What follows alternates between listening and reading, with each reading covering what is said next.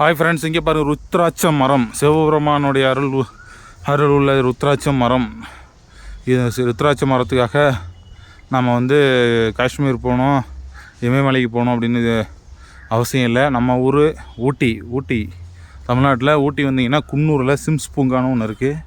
அங்கேயே ருத்ராட்ச மரம் இருக்குது. இங்கே பாருங்கள் ருத்ராட்ச மரம். இங்கே பாருங்கள், ஜூம் பண்ணி காமிக்கிறோம் பாருங்கள். 1905 வச்சாங்க மரம் இது. இங்கே பாருங்கள், மேலே இவ்வளோ ஹைட்டில் நம்ம வளர்ந்துருக்கு. என்ன ஒன்று, இதில் நம்ம பூ பூக்கிற சீசன் இப்போ தான் ஆரம்பித்து இனிமேல் தான் பூ பூக்குன்றாங்க. இதோட கடின்னு ஒரு சின்ன மரம் இருக்குது, அது நல்லா க்ளோஸில் எடுத்திருப்பேன். இது உள்ளே போகக்கூடாதுன்னு கொஞ்சம் கயிறுலாம் கட்டி வச்சுருக்காங்க, அதனால் வெளியில் தான் எடுக்க முடியுது. ஓம் நம சிவாயா.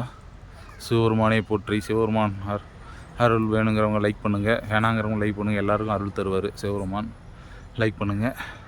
ருத்ராட்ச மரத்தை பாருங்கள், கண்கொள்ளா காட்சியாக இருக்குது. நம்ம எங்கெங்கேயோ போய் தேடணும், மரம் எங்கெங்கேயோ இருக்குன்னு.